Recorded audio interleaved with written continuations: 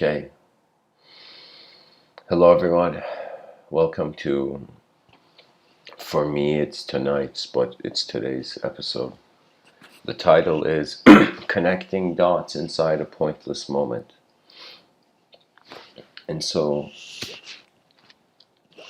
I thought of just commenting on a situation that's going on. That we are all trying to live meaningful lives here. But the meaning is actually coming from nothing. You know, we are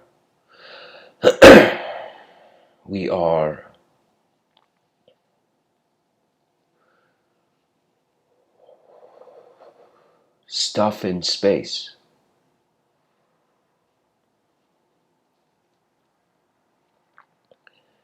And somehow an object became a subject to itself. Now, because we see the object first, the subject is rendered void. This is why all subjective phenomena we treat as imagination. This is why every person in any moment, they can say this moment is a thought. They can literally do something else and say this other moment is a thought. It's as if it's a declaration.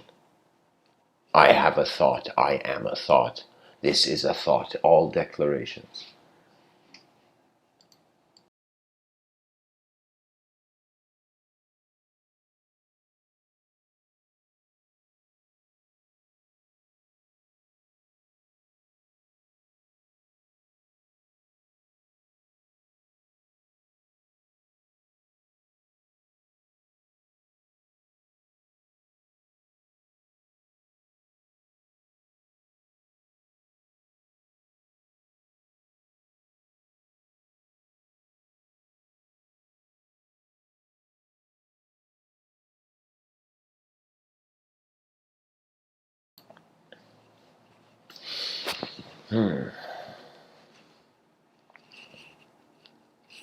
I would say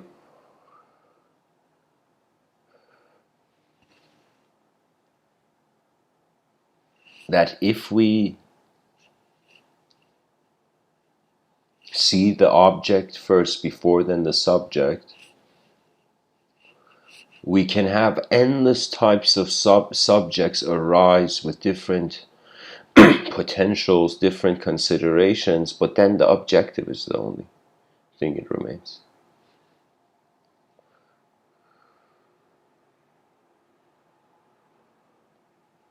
In a pointless moment, we are trying to connect dots of meaning. That is the materialistic perspective. What even astonishes me more is how we can even know what is material without the notion of the immaterial.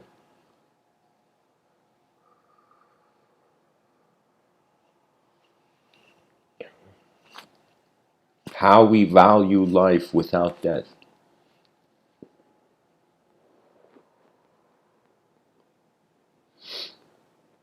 You know, right now I'm noticing the silence before I speak. I can notice the stillness of the moment before I move in it.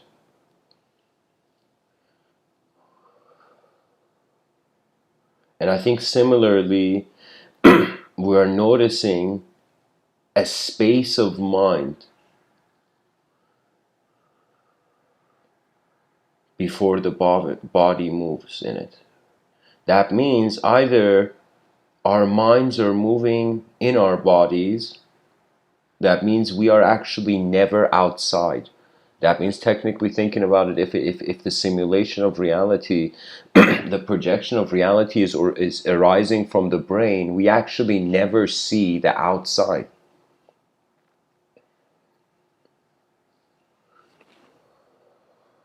That means the one seeing is an inner phenomena. That means something inside of you is causing, as you perceive outside of you, to notice yourself outside of you. I would say it's more like a toroidal field, something where from the inside it is coming out, you know? I don't know how many people know what a toroidal field is, but if you Google it, you'll see the picture. Imagine a toroidal field, kind of like donut. You can imagine.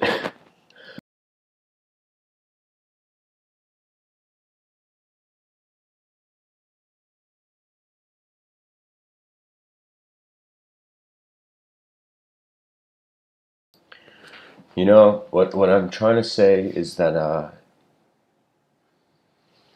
our attention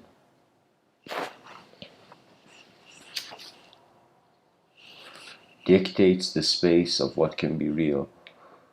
If your attention is on an object, you may very well think you're an object. There's this thing called Plato's allegory of the cave, and Plato created a magnificent thought experiment in this idea, in this allegory, I could say. Like, he pretty much considered that, imagine a bunch of people that are chained to a cave.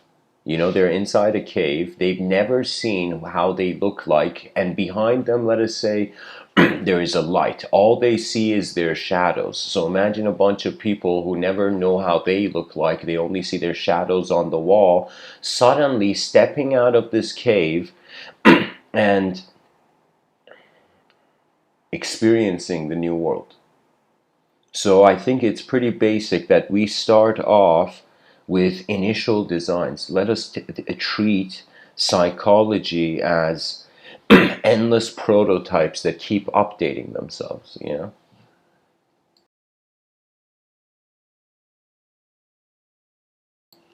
When I look at how I am a person,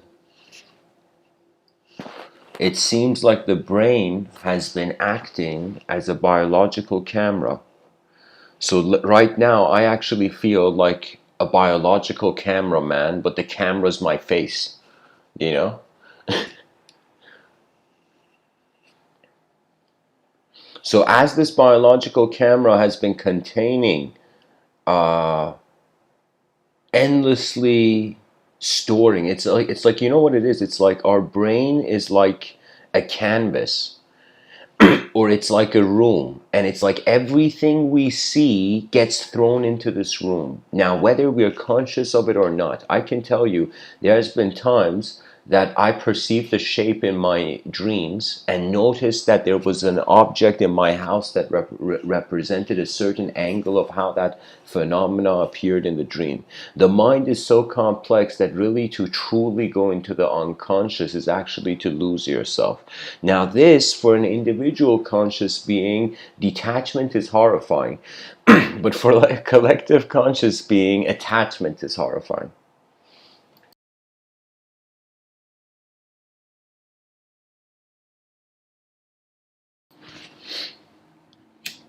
What does that mean? That means this biological camera records and edits.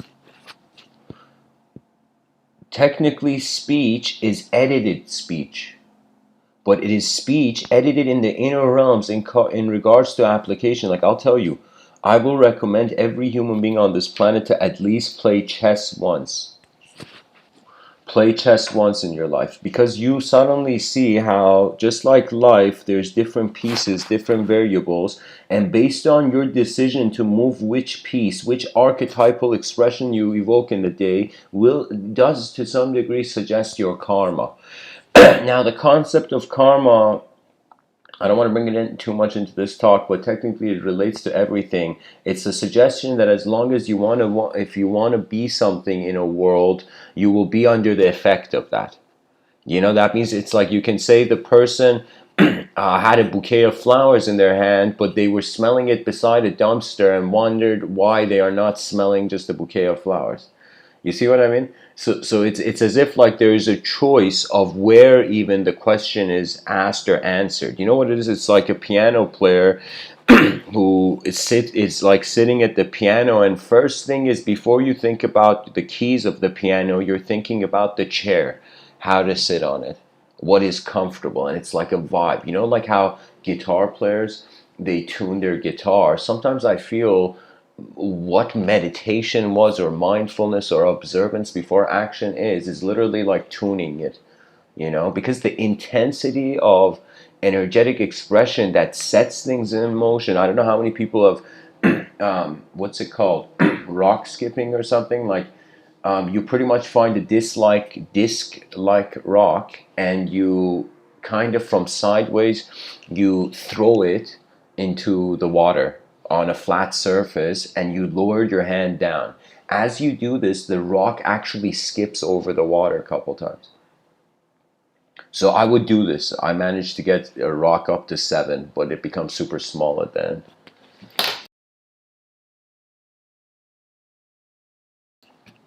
You know, guys, in my childhood, technically video games, it was like the beginning of it, but I'll tell you, life was the real video game. You know, life is that really cool video game where it's high cost. There's no respawning in it. In video games, the character tends to fail or a mistake is made and the character respawns. But the thing about this life physically is that even if there is a consideration of respawning, like reincarnation, I would say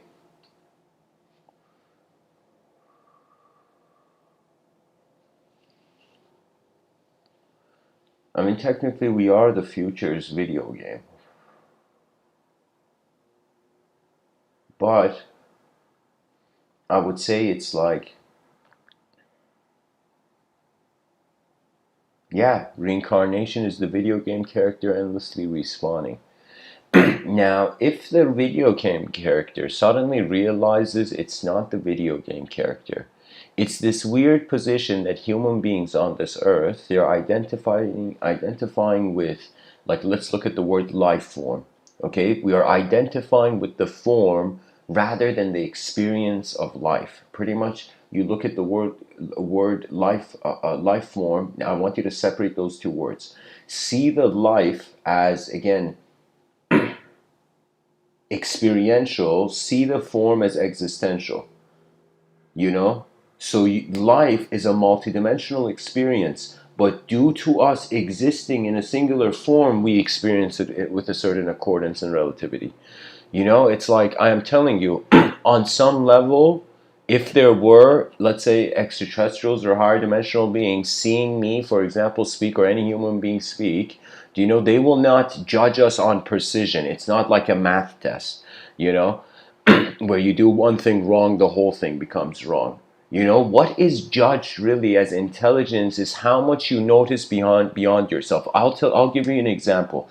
Imagine you were looking at a bunch of ants, okay? You were a kid, imagine a young kid, you're looking at a bunch of ants on the ground, you know, and you're looking at these ants, you've squatted down looking at these ants, and what you see, imagine, is suddenly a group of the ants notices you. That is the sign of intelligence. The sign of intelligence is not being a character that the past likes or a character the future is forcing you to be, you know? The value of life is you see what you naturally are, and then you realize the purpose of sight is always to go forth. Energy's purpose is movement. That means sometimes I've asked myself before, what is the purpose of my life? What is the purpose of the stillness of my life? What is the purpose of the movement? What is the purpose of the noise and the sounds? You know, how much of my life is a linguistically simulated realm? Do you know how much of it is an actual experience? How much of it is a silent, inseparable from how much of it is a silence experience where it's inseparable, the individual and the collective?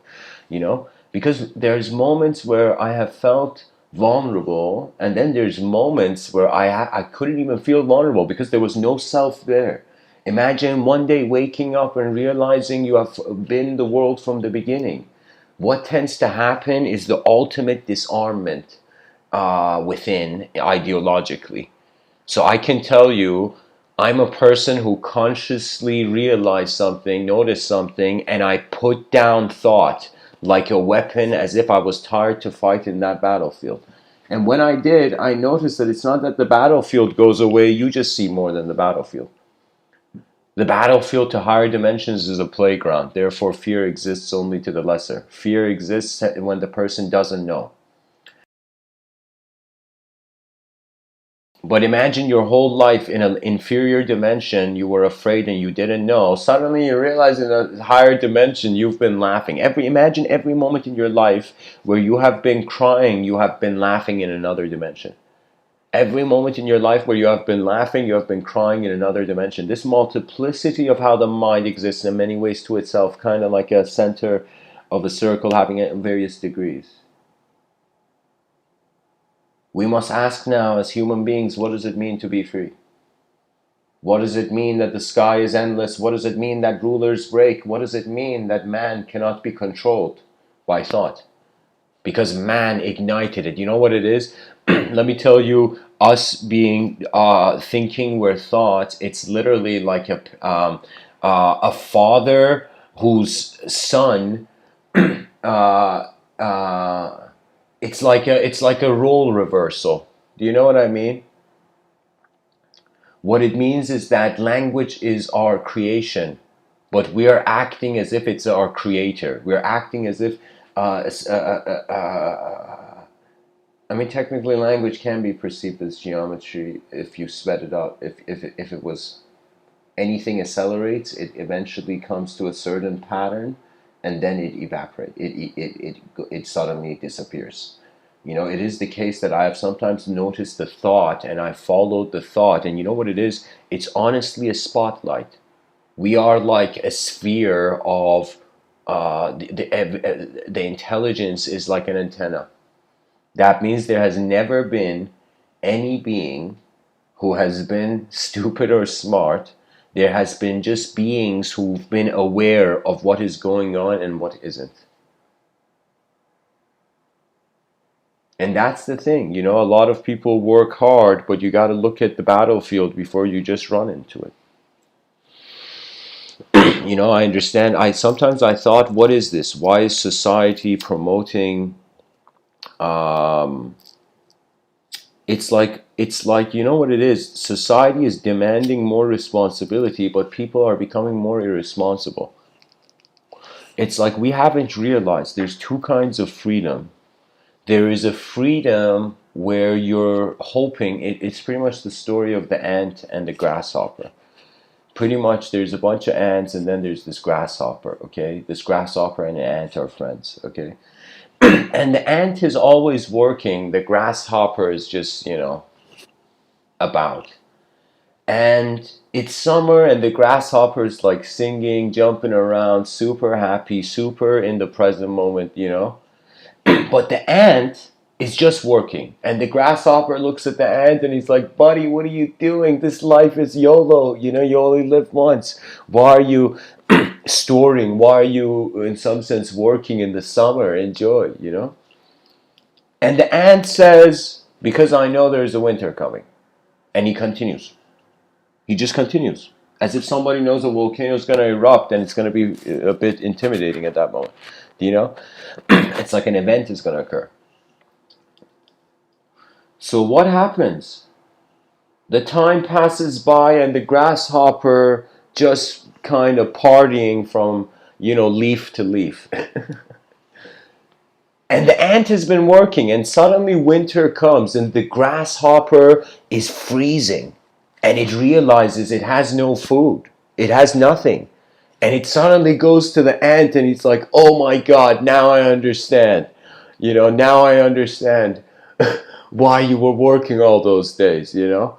And the ant's like, don't worry, I was working for you too. You can come here and chill, you know? And it becomes this kind of situation where the lesson is passed on, where we realize that sure, of course, you got to have certain moments where you go free, where you didn't listen to anyone, even your own past, and you just jump into what the next moment has. There's certain moments in life you got to be like that, but certain moments, don't forget about the general's tent.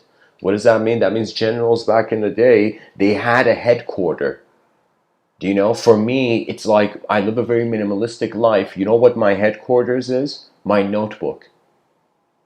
My notebook, I can't tell you, paper is like a hidden heaven for me. Because it's where my mind can have a relationship at two different speeds with itself. So what does that mean? I'm telling you, it's like we haven't been taught this because the subjective evolution was ignored, and this uh, attitude of materialism has gotten us no further than materialism. That's it. Because if we define ourselves as purely just this, after being in a situation where we haven't seen anything else, if we choose to accept, so for me, it's kind of like it's not that I'm saying don't believe or disbelieve anything. Be playful with language, because experience is the true torchbearer. This life is pretty much a torch. Pretty much, I ask myself every day, I'm like, okay, what did we have before human beings? We had energy. What did we have before human beings in the world? It was energy, right? And now we're going to assume if that energy was instantly, if consciousness was energy, it's like little did we know. If consciousness is energy, energy cannot be created or destroyed. It endlessly transforms. So only the transformation. I feel it's not the beginning that matters. It's not per se the end. It is literally, I mean, how can I say it? It's like they matter, but it's momentarily to experience. It's as if your life, you're existing like a line, but you're experiencing the line in every small dot. Do you know? That ends up becoming the line. So moment to moment to moment to moment to moment. But then we look at our, resume or our past, and we're like, oh my God, I've been this character. I did this, did that, da da da da da.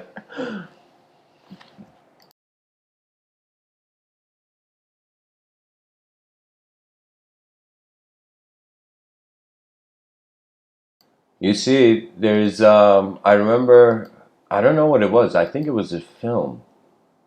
It could have been the Notebook film. I don't know what film it was, but pretty much it was an actor shouting, "What do you want?" And that's it, guys. If the person doesn't know what they want and there's just an emotion, I'm telling you, you're going to be pulled by the world. But it's also okay to want things and to sometimes not make a decision in regards to the inner realm. What does that mean? That means an outer realm decision, it's like action. I decide to move this pen in front of me up into the air and then drop it. Okay? But before doing that, I can literally look at the pen and see my hand picking it up and doing what I wanted to do before I do it. If you notice this, what it is like, keep in mind, our imagination is like the airbender. The elements are not the airbender, but the airbender bends the elements. The language, the imagery, the content of our mind is not us, but we bend it to be something in the moment. So technically, who knew? It's like little did the airbender know, the moment he was born, he's been airbending everything, all the elements that are you. That means when I raise my hand in there, that's technically telekinesis, but with the particles in my hand. you know? We are a performance of nature. That means you look at the word performance and imagine we create a world called preformance,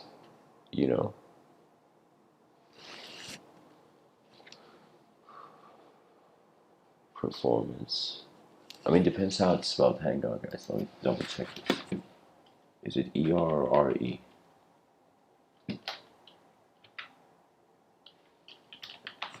Yup. So we have the word performance. I'm saying we should create the word preformance. Literally, somebody messed up the ER.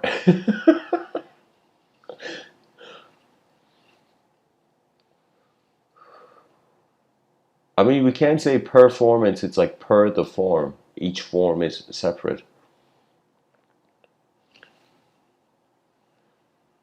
But there is a state pre-form.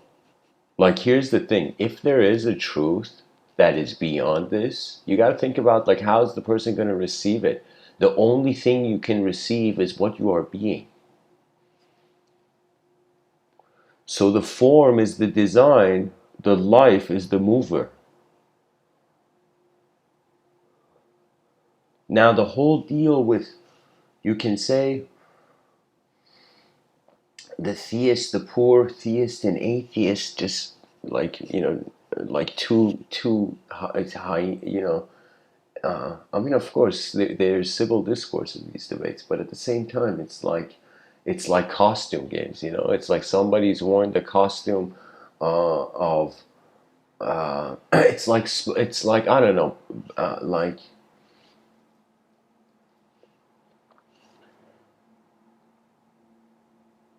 like Batman and Tony Stark. You know, like Batman and Iron Man. Like, which one is like has the better suit?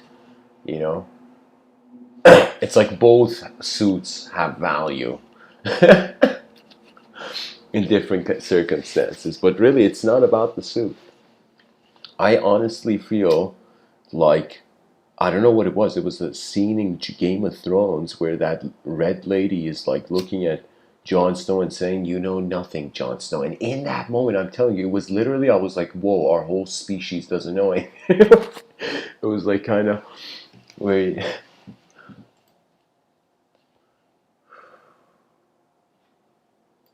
we know as far as we have created. If we can invent, if we can get an inventive civilization, and the issue is that people have made science appear boring. You know, that means when we realize this brain is a story generating engine, and there is something strange about these stories that are engineered, you know, these stories that are generated, it's as if what moves them. That means if I was to tell you what is moving my voice right now, I mean, sure, there is the idea and there is this whole thing that I've spoken for a while, so it's kind of like it just flows. But at the same time, I can tell you it's like an unknown signal. It's as if every inhalation, exhalation, it's like the signal updates. That means sometimes I don't know. It's very strange. It's like we are not designed to. We're not designed like chewing gum to stick to the world. We're designed to journey through it.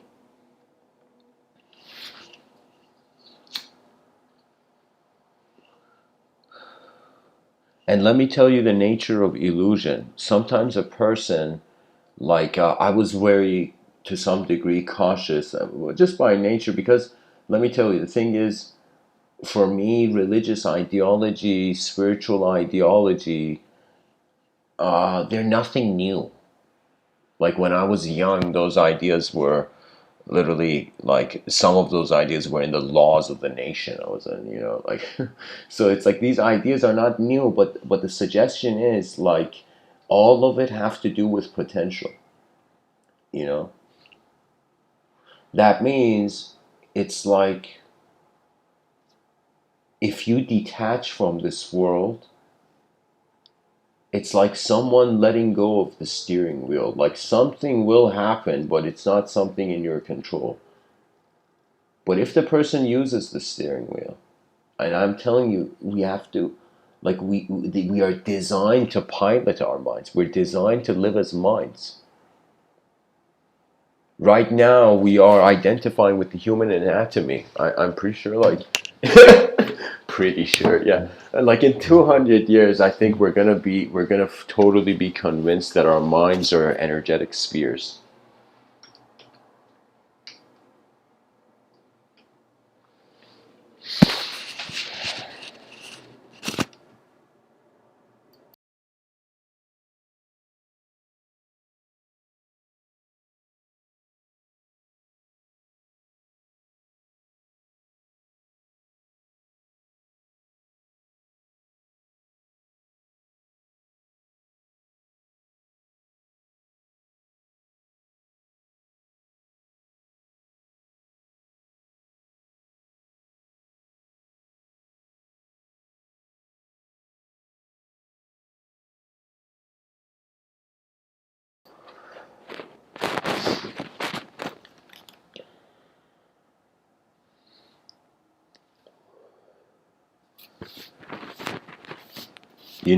Fearing chaos is a waste of time.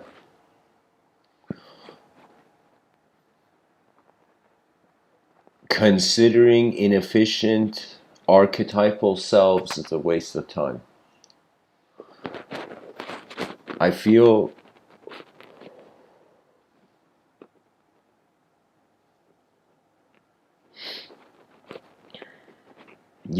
I can see no other way of it happening, that we are going to inevitably conclude that human communication, which has led to collaboration, leads to the ultimate sort of collaboration, which is simultaneity. So it would be instantaneous being. So you can say, it's like you ask a person, who are you? They think about their past and whatnot, right? So it's like, imagine you ask a person, who are you? Their answer could be pure silence, because everything is already. That means it's like a very unique position. 8 billion creatures on a rock in the middle of nowhere, when they look in front of their eyes, they're on the same physical, virtual map, but behind their eyes, everybody sees a different version of the map. Everybody's a different character to themselves. That means you can have 10 people in a room studying one person in a room, but those 10 people each have their own views. Do you know what I mean? Like, it's as if it's like the resolution isn't the same. And when you realize life is a void, what does that mean? That means who inputs meaning into this system?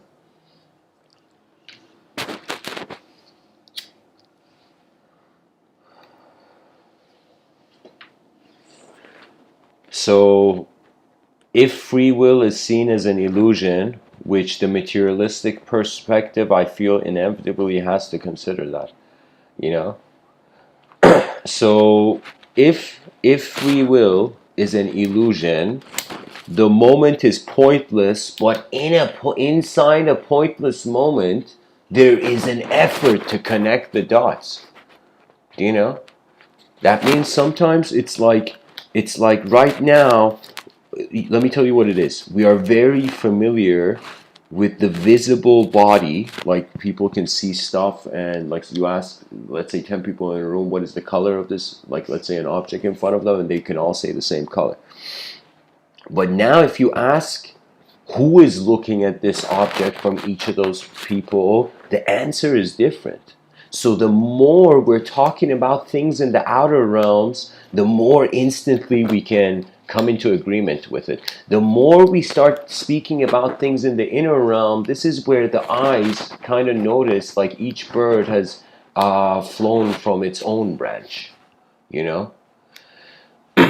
So it's a strange thing, what it means is either the cultural narrative will change, or really till the end of time, just consider we're the hallucination of atoms. We are at an atomic hallucination.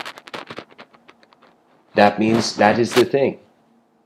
Because we're not behaving like just a materialistic object. Tell me which object gets up and starts building other objects, Do you see what I mean? And of course, this is a gradual process. I mean, I'm not ignoring evolution here. But the point is, why did evolution cause an object to notice itself? Sometimes I look at my hands, look at my physical body, and I'm like, what? What? There is a creaturehood, like in space? Like, just think about this. What in outer space suggests there's going to be legs and hands? From just the cosmic, macrocosmic perspective. Do you see what I mean? It's like sometimes I feel the mind is dreaming while it's awake, so it doesn't really notice it's awake.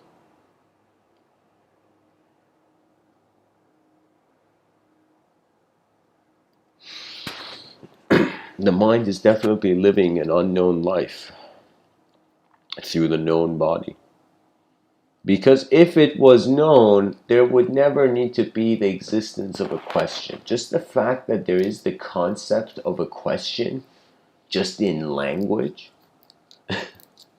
It's as if somebody decided, okay, no way all of this could just be one answer.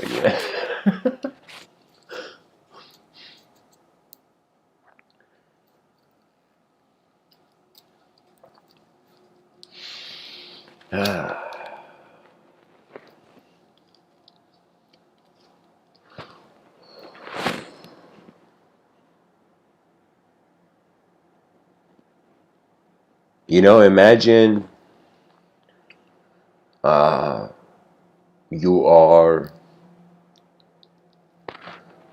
or why should I say imagine? I'll just share a story. There was this speaker, which I honestly feel he's a great orator. His name is Sir Ken Robinson. And I believe I saw him in a TED Talk where he was speaking about the educational system, and he was speaking about how there was this counselor of a school, and there was this child in the classroom that couldn't sit still in the chair. You know what I mean? Like in like sit still at the table of the classroom. Right, so this child was fidgety, or it was always moving, jumping around. So the teacher was like, there's something wrong with this kid. And they took the kid to the counselor's office. And usually what do modern counselors do? It's tragic. What modern counselors do is like, all right, it's like psychology has been replaced by psychiatry before like proper psychology. That means right now, I don't know if people realize it, but psychologists are pretty much like it's the medical practices getting to the patient first, or the psychological, the mind practices of the mind. That means, I don't know how many people know this, but a psychologist can't prescribe drugs, but a psychiatrist can. You see? So there is a there is this thing that children are being taken pretty much because they're acting outside of the normal acceptance of what it means for a person to be like, what a normal student is like. Because if the child was outside of that image, they kicked the child out of class. So the child was taken to the counselor, and usually counselors just give it, like, I don't know, maybe there's some sort of pretty much too many parents are just giving their children drugs, not realizing how did our ancestors raise children. Their medicine was literally leaves on a tree or fruit or whatever they could find. Now people just get a little bit sick, and they just want to fill themselves up with the illusion of health. And this doesn't mean being completely against medicine. I'm just saying, like, it's just like sometimes the unnecessary must be noticed. That means now Sir Ken Robinson in this TED Talk was proving why psychology is pretty much, I would say, more important than psychiatry in the educational system. Because that kid who was fidgety, right, they called the parents, and the teachers concerned, all the kids in the classroom think the kid's weird. This kid, what happens is that the parents come, and the counselor steps quickly outside of the office and closes the door and explains something to the mother, and says to the mother, and the mother's startled, like, what's wrong with my kid? I thought my child was normal. And so the mother's freaking out, and this counselor is so smart. This counselor just was so smart. The counselor says to the mother, opens the door a little bit, and says to the mother, look what's happening. Look at this child you think that is not normal. Look at what your child is doing. Inside, the counselor, this kid was fidgety. The counselor had put a radio station of a song, and this child was dancing. The child was a dancer. The child wasn't like, an accountant, didn't have the urge of an accountant, you know what I mean? Or something like that. So the counselor looks at the mother, says, stop giving your kid any sort of medication to some degree, and just realize that your child is a dancer. Like, this creature, this human being wants to express their energy in this way while they're alive, It's like if both sides have discretion, the world will remain incredibly healthy. It's just that there is a give and take in society because of scarcity. If that scarcity mindset goes away, I'm telling you, people don't, it's not that we're cruel. It's just that that's the option. You know? The option is there. Imagine there was an advance, we found this technology, nobody could die. Then we'd be like, for the first time in history, crime, violence, it's like death rates have all gone down. There's no longer any death. So that at that point, there would be nobody intimidated by anything if we were a society of immortal beings. There would be no fear. There would be no psychology. I sometimes feel our psychology is the way it is because we have something to lose. This is why I could tell you the mystical resolution to depression was gratefulness. That's it. You just realize how far you've come and you smile. And that's it. That's how you suddenly realize. I was having a discussion with a friend named Dan in the Discord server. And we were talking about the notion of ally and the concept of an ally in regards to if it could be for a spirit. Certain traditions, for example, Don Juan and this dude would take peyote and would think like smoke is his ally or something, like. So I was thinking that it's really this sense of ally, having friends or foes, or having life treating you as if you're its friend or its foe. It's honestly like a river. That means it's like certain actions for the specific, you can say, DNA projection of the person. It's like not everybody has the same strength. So if we create an educational system where everybody has to carry the same weight, it doesn't prove anything.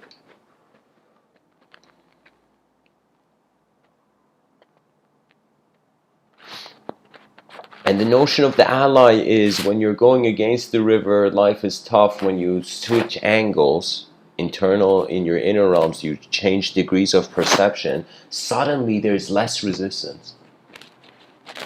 I can tell you that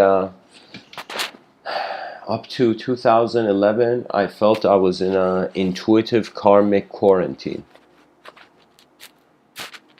A karmic quarantine. That means I felt everything I was doing was going against the river. Life felt heavy.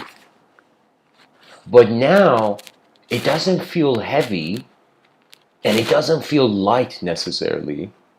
It just feels ambiguous. And that is enough.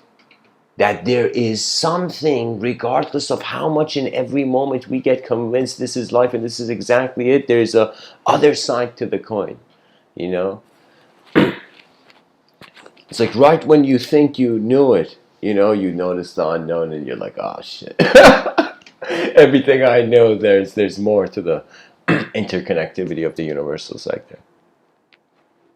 That if we truly live as minds, it would be a very strange dimension, because I'll tell you, in Vedic thought, there's the notion of the para Brahman. You can say it in a modern way, the oversoul.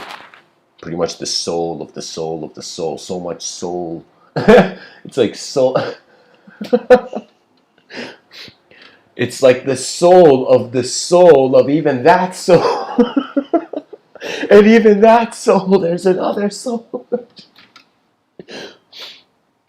Oh man, and even that soul has another soul. And guys, it's technically a sentence that can never end, But what I'm trying to say is the notion of the oversoul was that the soul was in a cycle of endless reincarnation, but the oversoul wasn't an individual to have a character, to be a character stuck in a story of karma. That means this may sound strange, but there's been times where I've just like this, how you pet like an animal? I've pet like the table or an inanimate object, and it's not just the table or something, It's literally what I've been doing there is considering the whole moment is alive. That's a difference. That's when the mystical opens up to you. When life is not enough as words for you. And I'm honestly, sometimes, my strategy is like, I realize like, all right, whatever a person says in this life, it's like eventually they're left with their eyes. So you have to remember the eternal walk of the seer of sight. And so that is the collective memory. So technically, ancient books are telling us that, like, if you could imagine in the future all our heads connected to the same computer and we were one collective being, ancient books are saying we are a collective being before we were. It's honestly a loop. It's like the truth and illusion are playing tag. And man is like, what is this? How long am I going to be watching this?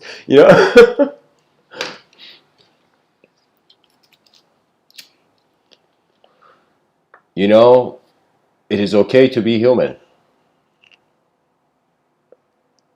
And as an advanced civilization, as the grand pillars of an advanced civilization rise, it will also be okay to be more than just okay. Don't hold back in this world. This world doesn't honor weakness. I'm telling you, it's just natural. And I'm saying this as a person who in my childhood I was very weak. I was very weak. You know why? Because I had abandoned the world. Because of that karmic quarantine, I felt I had been rejected by my world. Because I had felt rejected by my world, my inner realms had declared a sort of ultimate egoistic war against the world. Where it was like, if the world takes, then why shouldn't the ego? Not in regards to like physically take things. I'm talking about like this is all internal, what I'm telling you.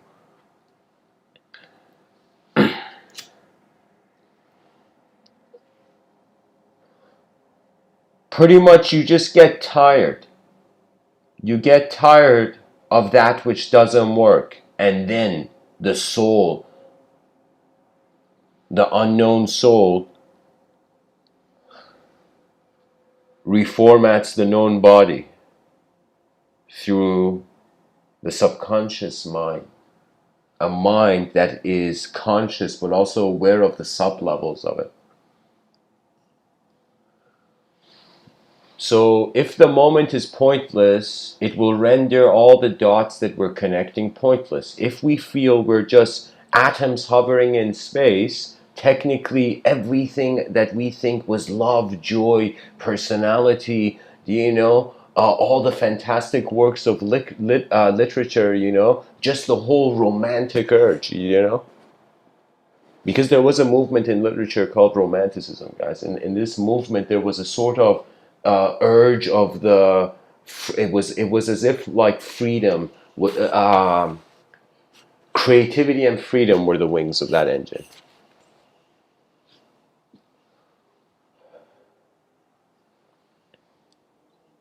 So if we are just stuff, and if it's all void, then what are we doing here?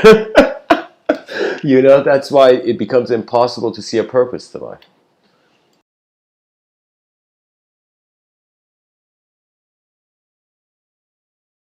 And the why questions may go on being ignored, forgotten, while not realizing they're the most important ones.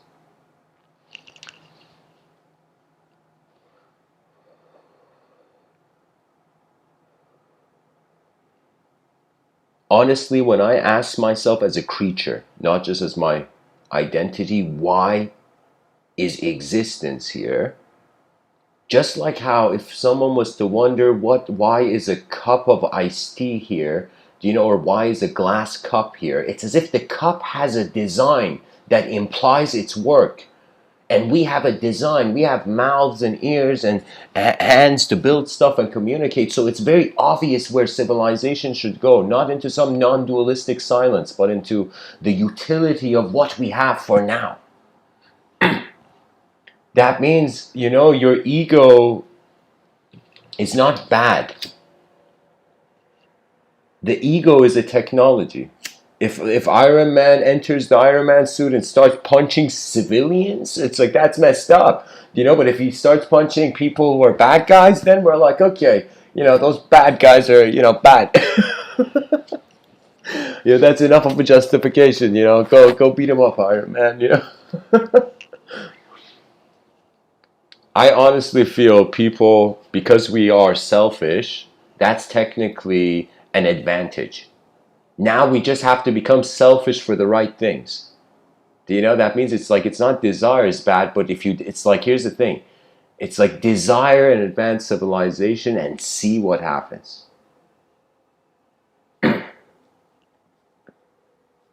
Somebody once said prayer is speaking to the cosmos, meditation is listening to it. And let me tell you, when you realize your mind is as endless as the sky, you will see the God that you have prayed to has been the one praying. Because how else can it be answered? You know, the prayer. That means, isn't it strange, even in the, I'm just thinking of the Abrahamic traditions, that God is within everything, yet man thinks he's sinned? It's like, who is man when God is here? If God is here, how can man suffer? You know? If it's all God, you know, if it's all God's will, then what is man? We literally don't know what we are. You know? So it's like the same question of where was earth made? Where did, if you're a religious person, ask this from yourself, you know, where was earth made? Where did God make earth? That man suddenly fell in the Abrahamic story.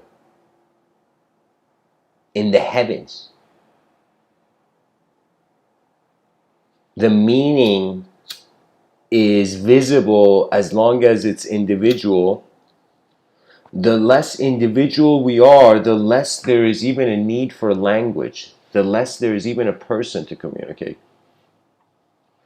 Pretty much it's going to be like, you know what it's going to be like? It's going to be a phase in between where we're going to feel like oscillating between the oversoul and the soul archetype, the Atman and the Parabrahman. What does that mean? That means you're going to live like a couple hours of the day as an individual identity, like how we're living now. And then there's going to be a couple hours of the day where the being is technically inside a collective mind. Let's say cyberspace work in the future, or, you know, some sort of collectivity.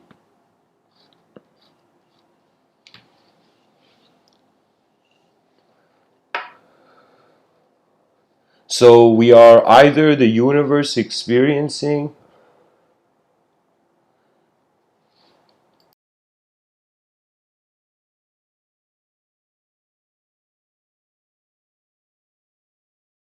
we are either a universe experiencing itself as a human for a little while, or we are a human experiencing a universe that was as temporary as we were. That means it's honestly a coin flip. Either unknown is the causal position, or the known is the causal position. If the unknown was here first, we can never know if all of this is like a mind. We're inside a mind. We're like thoughts inside a higher dimensional mind right now, or if this is like, you know, reality. So I'm telling you, it's like we're moving into the era of advanced communication, where it's not enough just to receive senses, but to wonder why the senses are receiving what they're perceiving.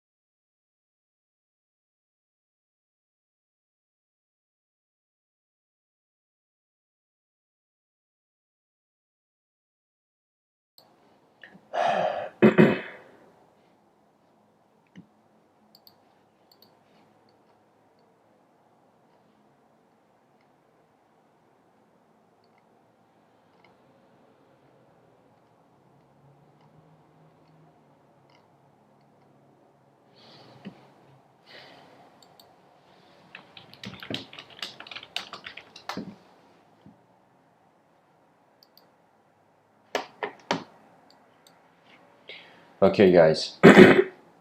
Excuse me.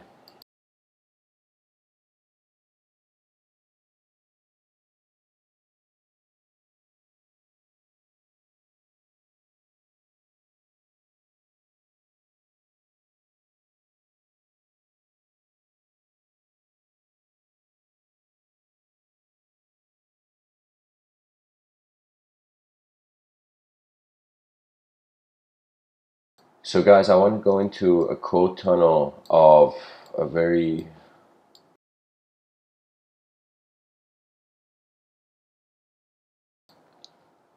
pretty much. Rabindranath Tagore was a Bengali poet, writer, composer, and painter. He reshaped Bengali literature and music, as well as Indian art, with contextual modernism in the late 19th and early 20th century.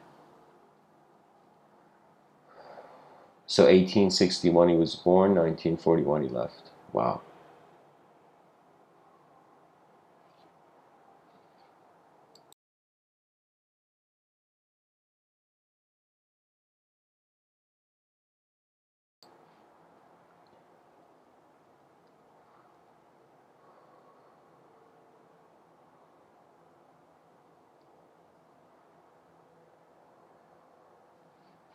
All right. So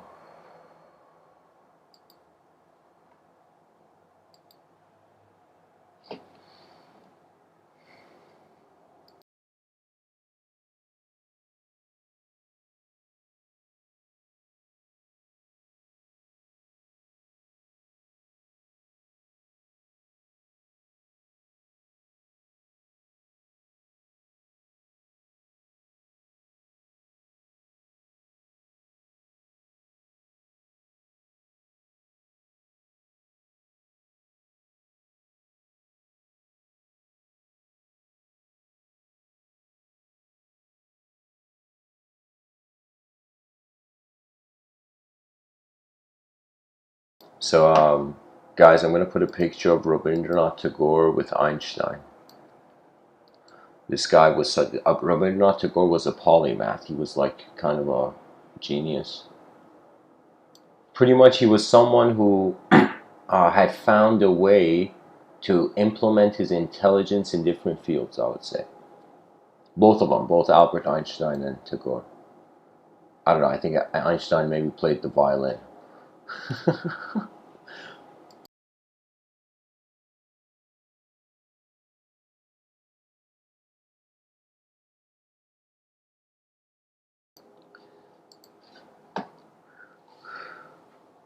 Rabindranath Tagore says everything comes to us that belongs to us if we create the capacity to receive it.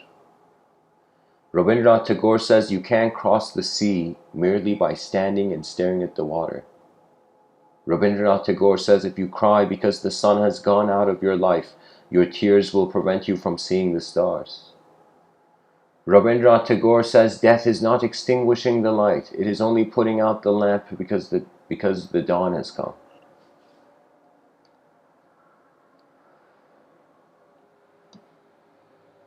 Rabindranath Tagore says love's gift cannot be given, it waits to be accepted.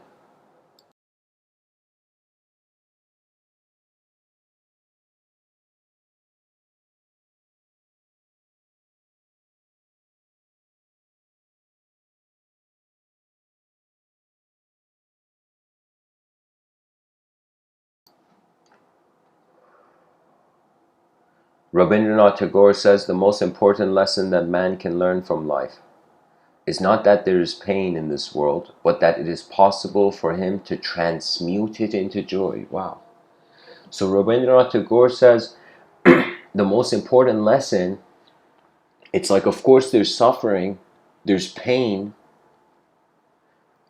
there is an ending, but it's like we can change that energy into joy. So what if joy was simply a tactical perspective?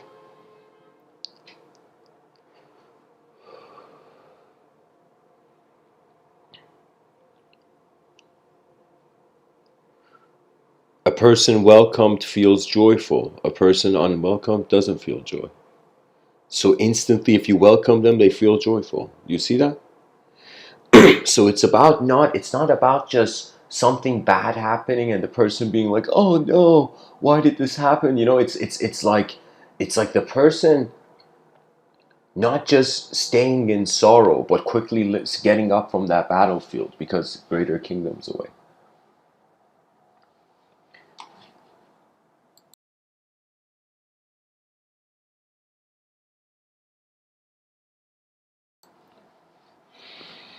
Rabindranath Tagore says, let life be like summer flowers and death like autumn leaves. Rabindranath Tagore says, love is when the soul starts to sing and the flowers of your life bloom on their own. Rabindranath Tagore says, the night kissed the fading day with a whisper. In quotations, I am death, your mother, from me you will get your worth, Jesus.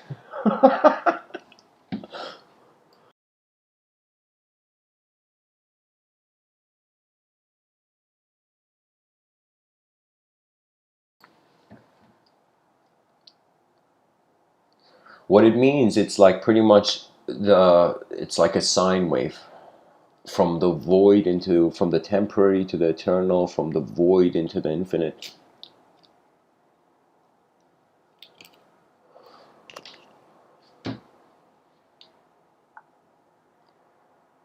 Rabindranath Tagore says the touch of an infinite mystery passes over the trivial and the familiar,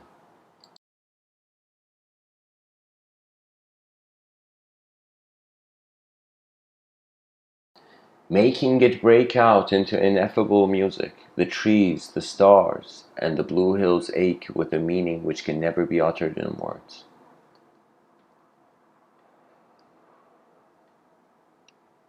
Rabindranath Tagore says perhaps the new dawn will come from this horizon, from the east where the sun rises, and then unvanquished man will retrace his path of conquest despite all barriers to win back his lost heritage.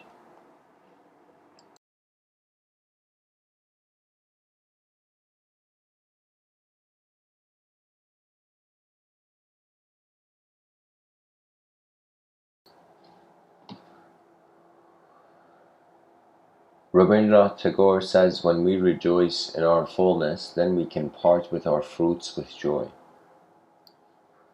That means, yeah, just as a human being, start wondering about what is full in your life. That means just look at what is completed so far in your life, and that gives you a sort of, I would say, honorable momentum.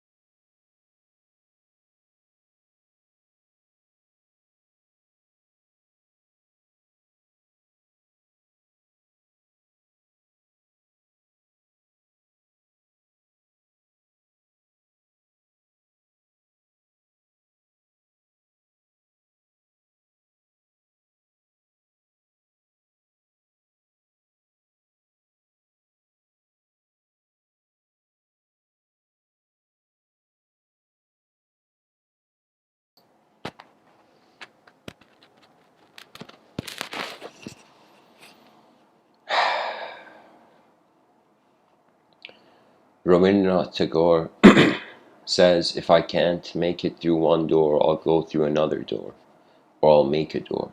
Something terrific will come no matter how dark the present. Rabindranath Tagore says, death is turning out the lamp because the dawn has appeared. Rabindranath Tagore says, I slept and dreamt that life was joy. I awoke and saw that life was service. I acted and behold, service was joy. I mean, guys, I can't so simply pass the previous quote. I mean, the previous quote was, death is turning out the lamp because the dawn has appeared. The thing is, when the dawn appears, also the sun goes down. You know, it's strange. It's like sometimes I wonder, what is humanhood based on? That means, could human intelligence be based on an intelligence that has nothing to do with the human ideological system? Could our sensory perception, I mean, like, it's like wondering if an ant can comprehend what all the insects on the planet experience, all the other insects. It's like impossible, you know. It's like, or one animal trying to experience all the other animals a point of view. It's impossible, really. So we have to, like, the quicker the person can become content that we're just candles in the darkness of this cosmos, and really, like, you know, before us, if let's say an extraterrestrial civilization looked at us from the sky and was like, you know, the Star Trek, like, was just looking at us, you know, it was as if there would be no us yet, so they would just be looking at empty space. Intelligence is defined as how the objects move, and the more the object is under its own control, the more it can particularize the intelligence, make make it specific. I mean,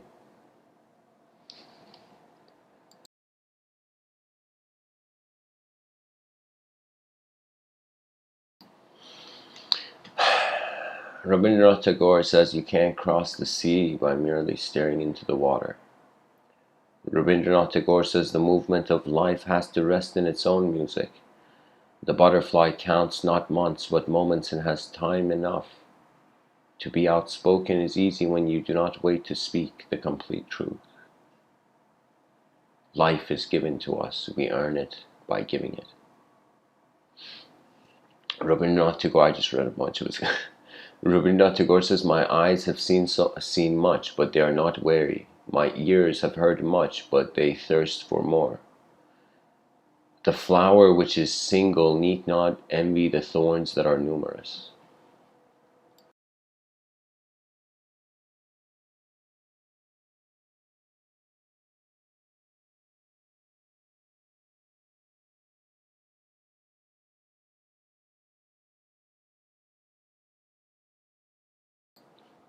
Rabindranath Tagore says, man's freedom is never in being saved from troubles, but it is the freedom to take trouble for his own good, to make the trouble an element in his joy.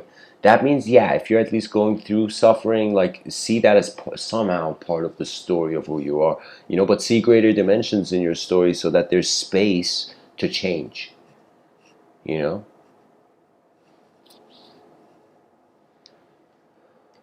I mean, seriously, our bodies change.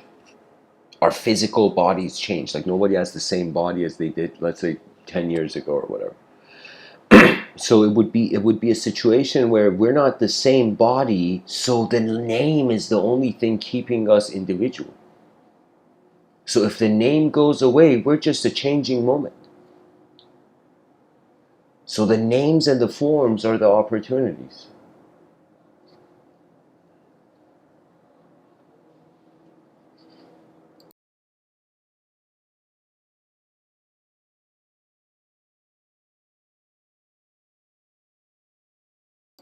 Rabindranath Tagore, he says, my eyes, I don't know if I read this, he says, my eyes have seen much, but they're not weary. My ears have heard much, but they thirst for more. Yeah, I think I read this. Rabindranath Tagore says, whether joy or sorrow, pain or pleasure, whatsoever may befall thee, accept it serenely with an unvanquished heart.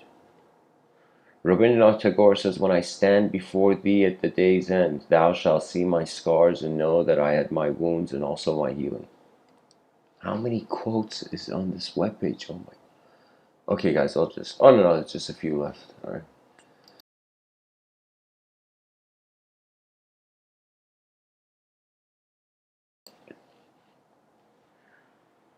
Rabindranath Tagore says, when let my lamp, let me light my lamp, says the star, and never debate if it will help to remove the darkness. That means, yeah, pretty much everybody just tries their best. That's the best we can ask for it. Rabindranath Tagore says, O beauty, find thyself in love, not in the flattery of thy mirror.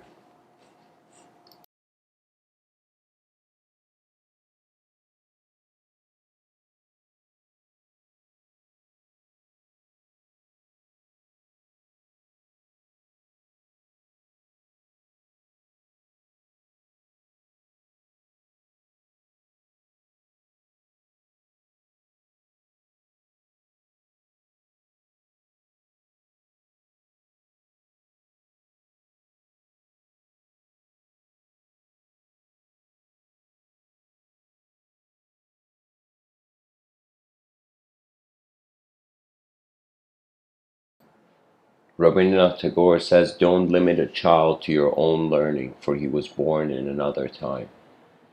Rabindranath Tagore says, the cure for all the illness of life is stored in the inner depth of life itself, the access to which becomes possible when we are alone. This solitude is a world in itself, full of wonders and resources unthought of. It is absurdly near, yet so unapproachably distant.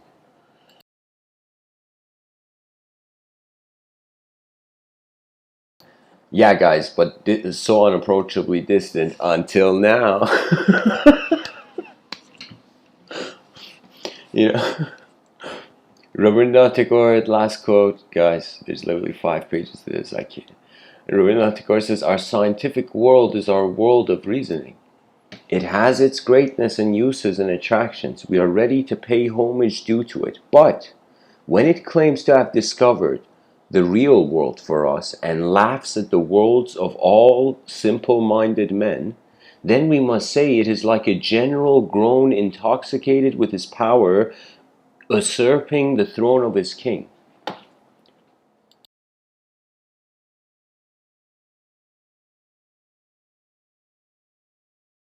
Pretty much, guys, by the denial of the abstract, it's kind of like the Inquisition at that time denying the possibility of cosmologically the Earth not being the center.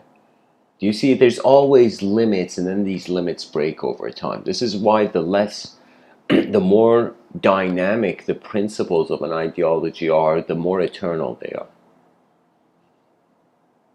The more the ideological system has a specific kind of thing that has to 24/7 be kept, it's like, what is this? Our belief systems like, I don't know, like, is it like, I don't know, clay pots we're balancing on our head? Like, it's really,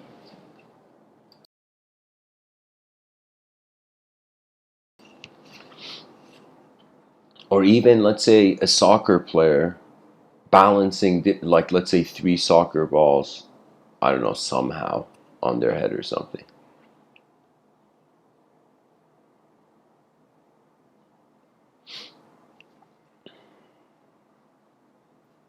So much of life is just design, moving design. We choose what it means to us, really.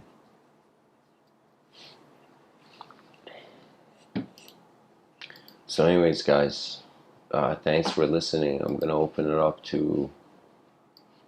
I think actually nobody has questions. You know, it's just I'm too good of a speaker. You know.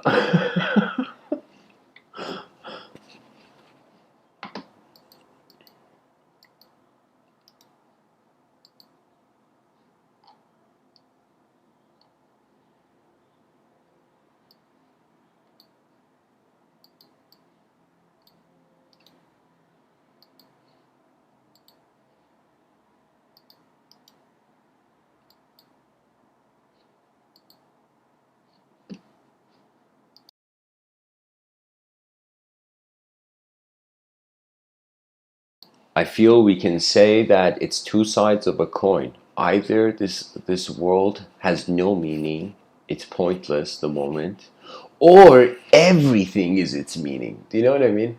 The same way we can make nothing a conclusion, we can make everything a conclusion, you know. But the best thing is to have a tolerance to see what's the efficient win-win outcome, you know.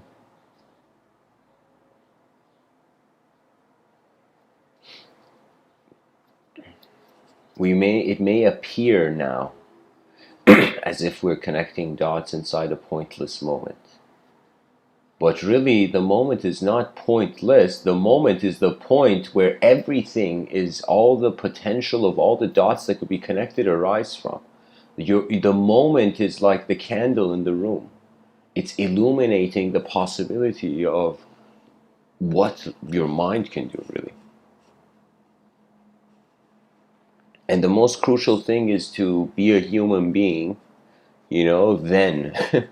So you have the reference point. We should treat the human like literally civilization is a perfect for a multidimensional reality. Our egos are technically perfect.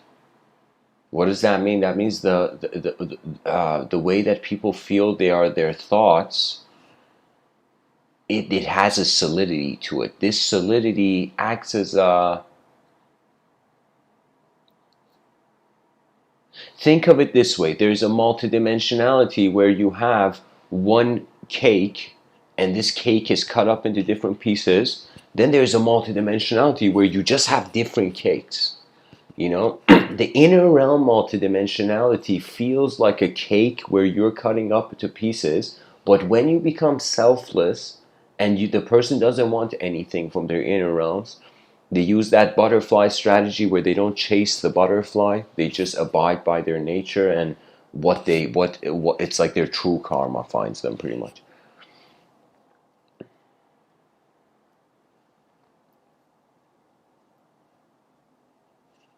It's like, you know what's funny? That moment where you don't see meaning anywhere outside of you, guess what? Maybe you are the meaning here.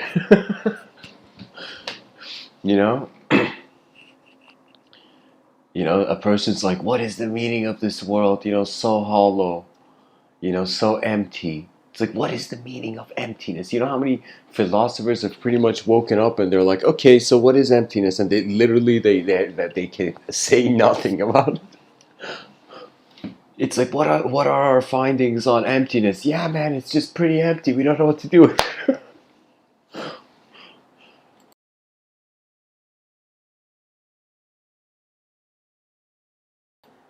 When life is seen as an opportunity, life becomes your ally.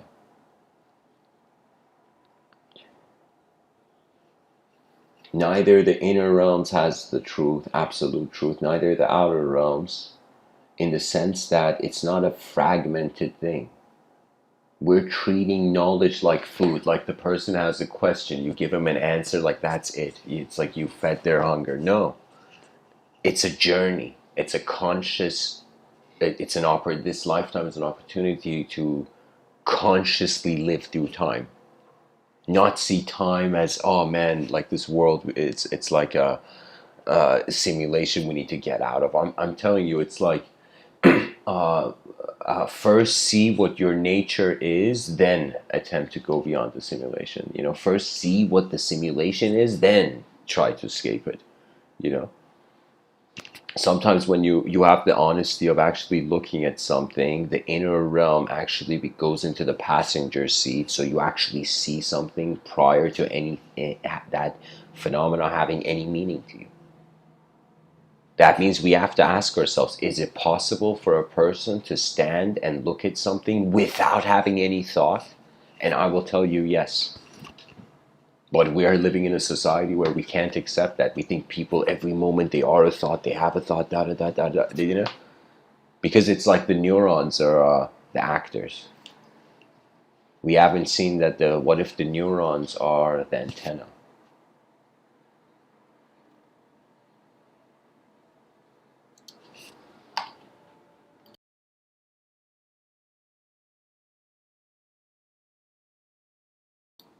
You know, in the same wallpaper website where I find like these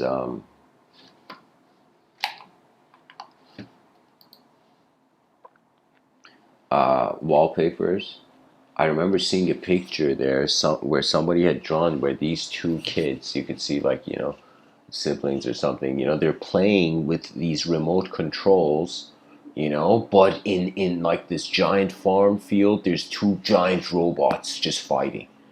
And it was just such a fascinating idea, you know, that there is the notion of remote control,